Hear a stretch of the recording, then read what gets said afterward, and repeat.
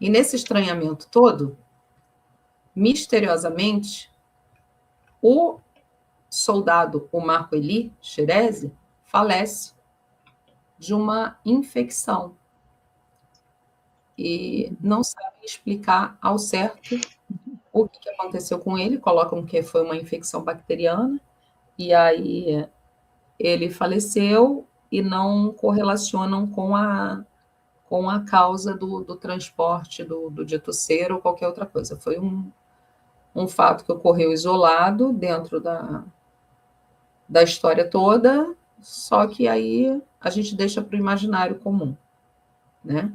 Mas tem a morte desse oficial, que é justamente o oficial que transporta a criatura até o hospital, tá?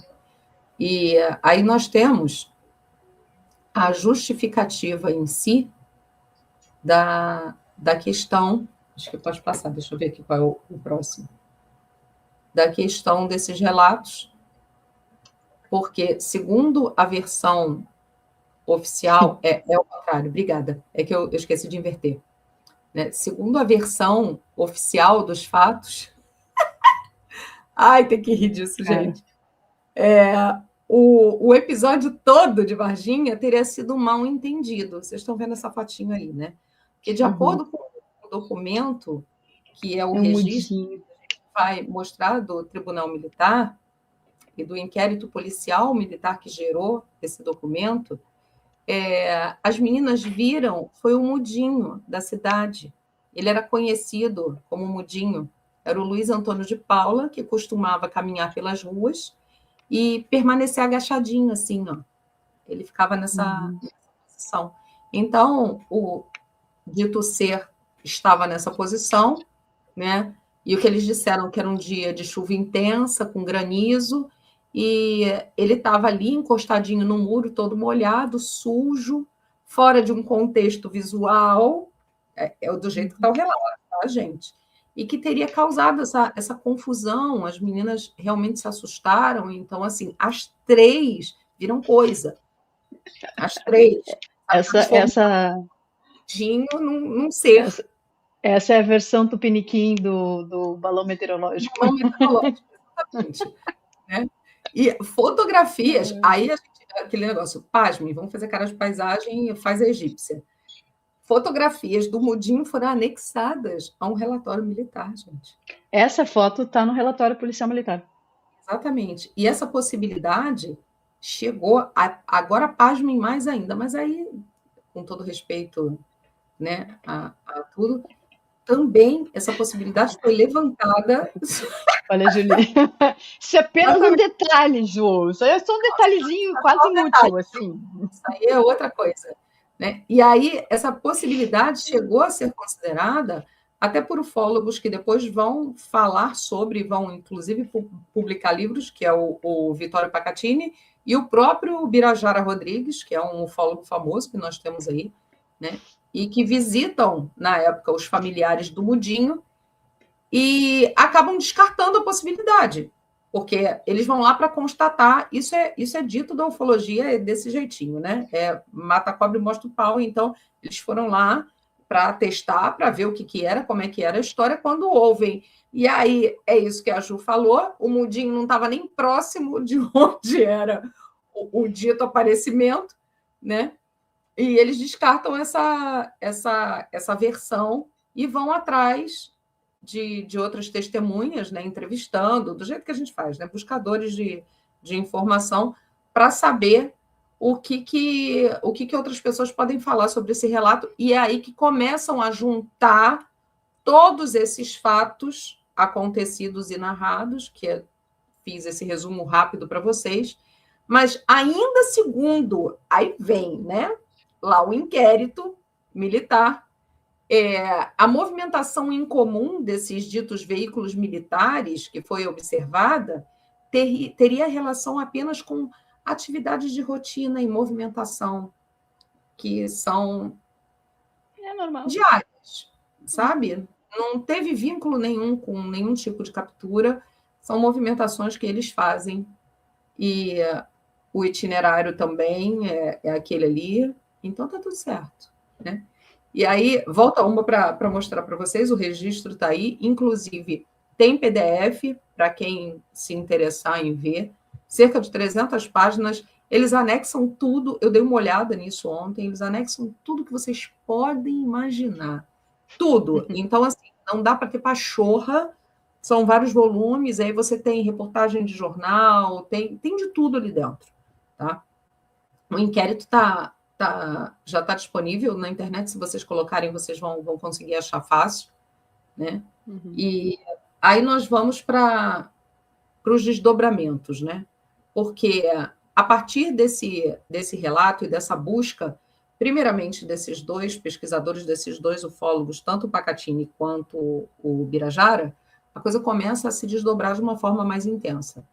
Onde Vittorio Pacatini, ele é o primeiro a lançar, a publicar, na época, ele não publicou nenhum livro, ele publicou mesmo, foi um documento, né, sobre tudo que ele tinha recolhido de relatos, e mais tarde surge aí o livro, que é o Incidente em Varginha, né, e onde é a porta de entrada do caso, o livro dele fica reconhecido como essa porta de entrada. E ele já era um ufólogo atuante lá em Minas, né? Uhum. E é da cidade, né? Da região. Ele estava ali fisicamente próximo ao local, então foi muito mais fácil para ele entrar nesse tipo de investigação. E é justamente Deixa eu onde fazer... ele... Pode falar. Deixa eu fazer um parênteses que o pessoal está falando aqui no chat, que a versão alternativa do Mudinho, porque foram várias criaturas, né? Então tinha gente vendo, teve o fato das meninas, mas também tinha um relatório de outras pessoas vendo outras criaturas. E criaturas que teriam sido deixadas no zoológico, e depois disso vários animais do zoológico morreram sem causa conhecida. E a história da criatura que foi vista no mato e a outra que eles pegaram no meio da estrada, então, assim, e a do hospital. Então são muitos relatos diferentes. Sim. E aí só o Mudinho não podia ter ubiquidade, né? Tá em todos os locais ao mesmo tempo. Então tinha o plano B, que era o casal de anões. Que também, é o casal de anões, porque eles eram pequenininhos, né? Porque as criaturas descritas ao redor de 1,5 metro. Tem um monte de... Quero deixar claro para vocês, de novo, sim, tragam os relatos aí para vocês irem trocando figurinha. Eu estou dando uma arranhada na superfície. É só para dar um embasamento aqui, porque como a gente não dá uma live só sobre o caso, né? É muita informação. Então, aqui é só aquela parte importante para a gente chegar onde realmente interessa, que é a assembleia que aconteceu agora. Então, é para a gente relembrar o caso, trazer aqui esse geralzão, mas tiveram muitas versões de aparecimento, gente vendo no quintal de casa, gente vendo na rua, né? E aí como é que, inclusive quase no mesmo momento, estava se falando do aparecimento, isso mais cedo, não foi o de 3 horas da tarde, foi de manhã cedo, onde houve a captura, né, daqueles outros lá no barranco, e durante a madrugada várias pessoas falaram sobre essa questão dos bichos agitados, né? Uma região que tem muito sítio, tem muita fazenda, então tem muitos animais, os animais irrequietos, né? Imaginem, né? Como é que se for colher todos os testemunhos do que aconteceu ali, né, em si, a gente vai... por isso que assim, os ETs de Varginha, não dá nem para falar o ET de Varginha, né? Fica essa coisa do ET de Varginha, né? E aí é justamente onde o Pacatini começa a ouvir esses relatos, e durante meses, né? E bem onde ele percebe muito rápido que não se tratava de boato nenhum, de cidade pequena, e nem de exagero, e que era algo grande demais que estavam tentando acobertar. E é onde ele começa, literalmente, a colher, né, com dados, com relatório, testemunhos para que mais tarde ele colocasse aí na publicação. E quem conecta pessoas que não se conheciam, relatos que surgem em pontos de diferentes cidades, experiências, é ele, mais 1 ou 2 amigos que acabam o ajudando nessa empreitada, né? E ele vai dando forma ao caso e leva Varginha direto para o olho do furacão da ufologia nacional. O negócio explode. Quando ele começa a juntar todos esses relatos, a colocar as pessoas para falar, né, e começa a dar veracidade ao que as pessoas... Porque as pessoas começam... Gente, imagina, né? o medo de alguém falar assim, eu vi um ET. Então, numa cidade super pequena, aquilo ali vai ser desmerecido, então você tem um ufólogo perguntando, dando veracidade ao que você está falando, né? Dando aquele voto de confiança para, pode falar, porque eu tô aqui para te escutar. Né? Então, você já solta a pessoa e a pessoa vai. E aí, nesse momento, tem os pontos chaves onde a gente pode trazer aqui para vocês, com relação a essa obra, que é, inclusive, a obra que estão tentando fazer virar filme, né? Eu não sei nem se já começaram com as gravações, mas era através da obra do Pacatini que eles estavam tentando colocar isso nos cinemas, né? Ele começa a bater de frente com a questão do inquérito, né?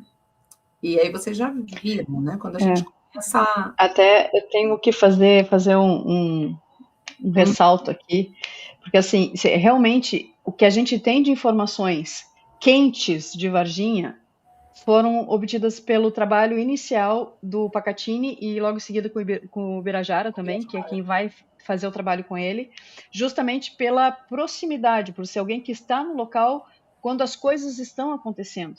Né? Exatamente. Então, quando foi alguém que foi lá investigar tudo no calor do momento, né? No calor do momento, quando está tudo fervilhando. Foi o que eu falei aqui no início. Quando a gente começa a fazer essa revisão agora, 30 anos depois, obviamente que muitos dados se perdem na memória, as histórias começam a mudar de acordo com o que a gente lembra, o que a gente gostaria que fosse, então vai perdendo fidelidade. Só que o próprio Pacatini, em um momento, ele sumiu. Não falava mais sobre o caso e ninguém sabia do Pacatini. E quando se contatava o Pacatini para falar sobre Varginha, ele dizia, não falo sobre isso. Sim. E ele só voltou a falar sobre Varginha há 3 anos atrás. Há 3 anos atrás, justamente 2023, quando né? Quando sai o primeiro filme do... quando sai o filme do... Eu vou terminar aqui e vou falar que aí, justamente o que a Anny está pegando, em 2023, ele começa a trazer de novo a história, justamente por questões de tentar patrocínio para o filme, porque aí ele vai tentar fazer o filme, né? E ele faz uma reedição, 30 anos após o caso, ele faz uma reedição revisada e ampliada do próprio livro. E é justamente onde ele reaparece, contando a história, e vai de novo, e aí aparece, tem uma foto que eu acho que eu nem coloquei aqui para resumir tanto o negócio, tem uma foto emblemática, não, eu até tirei, tem uma foto emblemática dele com o Birajara, numa palestra que eles vão já falar sobre essa questão da atualização dos dados do próprio livro do incidente em Varginha, né? E essas gravações estão previstas para acontecer do filme, eu não sei em que pé estão, mas é o embasamento, né, de tudo, como a Anny falou e como eu já falei no início. Ele estava ali próximo e ele faz esse trabalho em loco e é um trabalho de pesquisa bem profunda. E aí nós temos aí, passa, minha amiga, por favor, falar bem rápido para você seguir. Aí a gente tem o Marco Petit. O Marco Petit também é um dos mais famosos ufólogos que nós temos aí dentro da nossa história, né? E o Petit afirma nesse livro, Varginha, Toda a Verdade Revelada, que há verdades ainda não reveladas oficialmente e detalha o que, segundo ele, foi ocultado nos bastidores do inquérito, tá? O Petit ele vai ser convidado, ele foi convidado a integrar a equipe de investigação depois do início dos eventos, e ele é permitido a ele ter acesso a todos os testemunhos e documentos que não tinham sido tornados públicos. Então, o Petit, ao contrário do Pacatini, ele vai lá e ele já tem um acesso direto ao inquérito e ele vem com essa declaração de que há verdades que não foram reveladas justamente por ter acesso ao inquérito na íntegra. Né? A obra do Petit, ela, em vários capítulos inteiros, ela é dedicada a analisar e criticar, em muitos momentos, a questão do inquérito militar, argumentando que a investigação oficial foi superficial, sigilosa e insuficiente, gente, para explicar todos os eventos que aconteceram naquele tempo. Não dá para dizer nem no dia, porque foram dias. Né? A coisa começou dia 13 de janeiro. Então, o desdobramento da história toda é muito grande. Tá? E por ele ter participado dessas pesquisas, ele expõe análises, ele expõe opiniões pessoais, experiências pessoais, e a forma como todas essas informações foram coletadas, como elas foram filtradas, outras que foram retidas pela própria mídia e que não vieram a público. Ele menciona aí também depoimentos de militares, de testemunhas que não aparecem na baila da mídia tradicional aí, que não circulam, né? E a dinâmica dos ditos pesquisadores e das instituições envolvidas, porque não foram só instituições militares, né?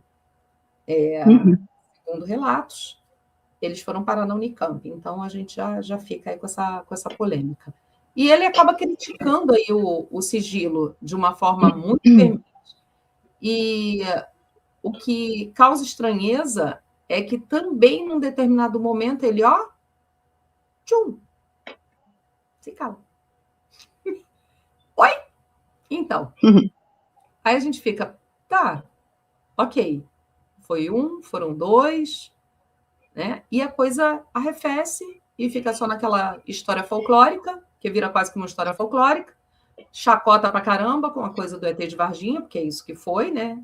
Se fosse hoje, todas as redes sociais já tinha virado meme de tudo quanto é jeito. Naquela época não se tinha isso, a internet tinha acabado, né, de ser difundida aqui, foi em 94, quer dizer, isso foi em 96. Imagina hoje como é que isso não ia tomar uma proporção, já ia virar IA, não ia ser ET, ia ser IA, porque hoje a gente já não consegue nem definir o que é o que em muitas coisas, né?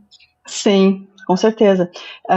E também tem o contexto, né? Como a gente falou na live passada, há 30 anos atrás, isso era motivo de descrédito e chacota.